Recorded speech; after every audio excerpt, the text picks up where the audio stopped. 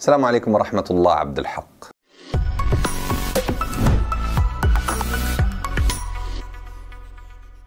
مع زيادة أسعار النفط عالميا صار حديث الناس كيف يوفروا وقود بسياراتهم، سواء بشراء سيارات أكثر اقتصادية أو بمحاولة تعديل سياراتهم عشان تكون أكثر اقتصادية.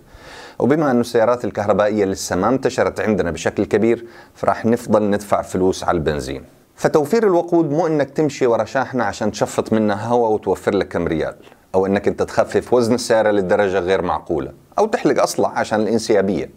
توفير الوقود أمر علمي ومدروس، والأمور اللي بتكلم عنها هنا سبق أني تكلمت عنها وغطيتها في حلقات كاملة، لكن اليوم بجمع لكم أهم 6 أمور تساعدك على توفير الوقود بشكل فعال وحسب الدراسات اللي تم إثباتها، مو حسب رأيي الشخصي. وعلى ذكر توفير الوقود، تعرف أنك أنت تقدر قبل ما تشتري أي سيارة أنك تدخل على هيئة التقييس الخليجية واللي مشتركين فيها جميع دول مجلس التعاون.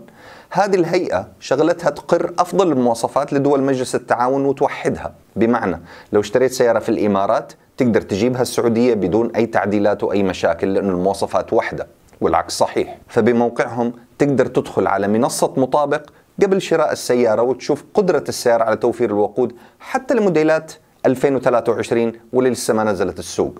ولو حبيت تعرف دليل المستهلك تقدر تنزله كمان، أو أي شيء يخص اللوائح الفنية وكثير من الأمور. يعني لو محتاج تشتري سيارة سيدان متوسطة الحجم مثلا، بس مو عارف أي نوع وأي شركة توفر وقود أكثر، تقدر تدخل على منصة مطابق، تختار عدد الركاب المناسب لك، وبعدين نوع السيارة، طبعا بتكون سيدان، ممكن تختار نوع الوقود، أو لو حبيت هايبرد، ونوع الجير بختار أوتوماتيك. تقدر تحصرها كمان بالشركة والموديل لو حبيت، وتقارن بين السيارات وتشوف أي سيارة مناسبة لك أكثر من غيرها، وممكن كمان تضغط على أي واحدة منهم ويطلع لك كل المعلومات المهمة لها. الموقع دائم التحديث وبحط لكم الرابط تحت الحلقة مباشرة.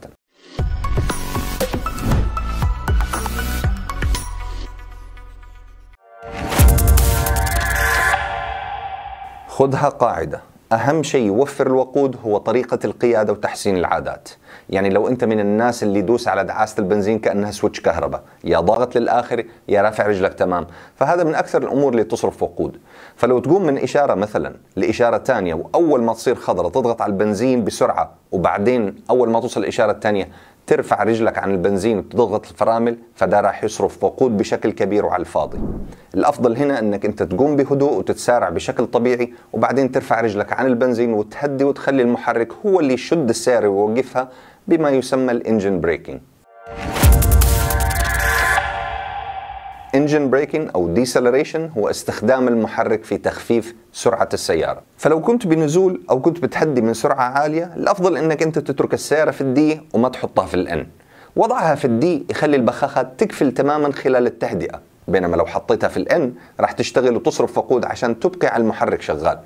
شيء تاني ما له علاقة بالبنزين، لو تركت السيارة في الدي الفرامل قولا واحدا بتكون أفضل في أغلب السيارات عن أنك أنت لو وضعتها في الان، وسبق أنه عملنا حلقة عن هذا الأمر.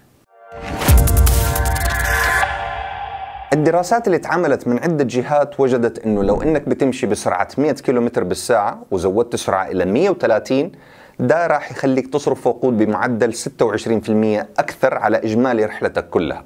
يعني لو رحلتك تستهلك 150 ريال مثلا وزودت السرعة من 100 إلى 130، راح يكلفك الأمر 189 ريال تقريبا بدل ال 150. فلكل 15 كيلومتر في الساعة من الرياح المعاكسة للسيارة تنخفض كفاءة استهلاك الوقود بنسبة توصل لحوالي 13%. تعرف أنه 15% من صرف الوقود يصير بسبب قلة ضغط الهواء في الإطارات؟ وتعرف أنه أكثر شيء نهمله بسياراتنا هو ضغط الإطارات، ظنا من أنه الإطار ما ينسم ولا يقل ضغطه ولا يصير له أي شيء إلا إذا دخل فيه مسمار. الحقيقة أنه الإطار طبيعي ينزل ضغطه ما بين 1 إلى 3 PSI شهريا. هذا التسريب أو هذا التنسيم طبيعي ويتم عبر طبقات المطاط للإطار، مو بسبب ثقب. الإطار طبيعي يكون ضغطه ما بين 33 إلى 35 PSI والسيارة باردة.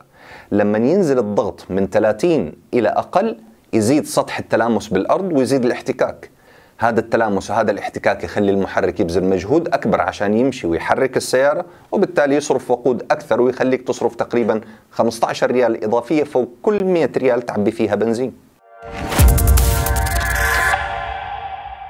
إذا حابب تخفض صرف البنزين ممكن تعشق غيارات الجير بسرعة أكثر وما تمد بالنمرة لدورات عالية. بعض السيارات فيها زر إيكو أو إيكونومي، لما تضغطوا الجير يعشق بسرعة وأيضا يقلل من عمل الكمبرسور، وهذا شرحناه تفصيليا بحلقة الإيكو للي يحب. فالتعشيق بسرعة يخلي دورات المحرك أقل ويمنح صرف وقود أقل، لأنه الأمر منوط. حلو منوط. الأمر مرتبط بالحمل، بمعنى لما تعشق سريع السيارة تسارعها بيكون أقل وأهدأ، دورات المحرك أهدأ، وبالتالي الكمبيوتر ما بيضخ وقود زيادة عن حجمه. من هنا يجي التوفير.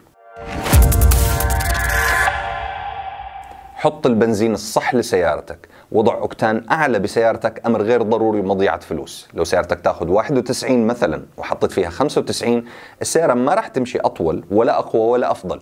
صح ما في ضرر، بس راح يأثر ذلك على جيبك بصرف مبالغ غير مفيدة. فالأوكتان الأعلى ما هو بنزين أنظف. البنزين كله جاي من بزبوز واحد. الأوكتان الأعلى هي مادة تضاف على البنزين عشان الوقود ما يشتعل قبل شرارة البوجي ويسبب صرقعة وطقطقة أو ناكينج. وسيارتك لو مو رياضية أو ضغط محركها عالي ما تحتاج إلا إلى 91. أرجوك ابتعد عن أي شيء رخيص وغير منطقي يتم التسويق له. حط ديزل مع البنزين، أو ركب قطعة التورنيدو اللي البعض يبيعها بحوالي 79 دولار، هذا غير الشحن، ويقول لك الهواء بيلف وبيدخل مضغوط للمحرك وبيخلط الوقود. كلام غير صحيح للأسف. أو يقول لك ركب قطعة ب10 دولار تحت الطبلون بفيش الكمبيوتر توفر لك مئات الريالات من الوقود. أيضا هذه ومثيلاتها كلام فاضي. تم عمل كثير من التجارب من ناس محايدين على الداينو وقطعوا مسافات كبيرة عشان يشوفوا إذا في توفير وقود، وطلعت كلها كلام فاضي. اتأكد أنه لو في خير ما رمى الطير. لو الشركات شافت أنه مفيد قولا واحدا هي أول من يبدأ بذلك. اللي حابب أختم فيه هو اللي ذكرته ببداية الحلقة. أكثر توفير وقود هو كيف أنت تسوق السيارة، طريقة قيادتك. رجلك حامية وتدعس بكل حارة وكل طريق وكل خط، تحمل صرف الوقود والمخالفات. حافظ على الصيانة الدورية، اتأكد أن الإطارات وضغطها جيد، وسوق بهدوء، راح توفر كثير. لو تفكر تشتري سيارة، إيش أكثر شيء يهمك فيها؟ شكلها، اسم الشركة الصانعة، وسائل السلامة الإضافية، أو اقتصاد الوقود؟ إذا يهمك معرفة صرفية السيارة للوقود ومواصفاتها، ترى مالك غنى عن دليل استهلاك المركبات للوقود اللي في منصة مطابق في الموقع الإلكتروني لهيئة التقييس لدول مجلس التعاون. وخدمة دليل اقتصاد الوقود للمركبات اللي تكلمنا عنها تم توفيرها للمستهلكين، لأن كلنا نعرف أن الاعتماد على سيارات أكثر اقتصادية وكفاءة مو بس يقلل من تكاليف الوقود على مستوى المستهلك، لكن له عوائد إيجابية على مستوى الاقتصاد الوطني وحماية البيئة ومواكبة التقدم الحاصل في هذا المجال. تذكر دائما أن منصة مطابق في خدمتك، وجميع خدمات هيئة التقييس لدول مجلس التعاون وضعت من أجلك. هيئة التقييس لدول مجلس التعاون حاضرة في كل ما يحيط بك. لا تنسى تسوي شيء طيب في حفظ الله وأمانه.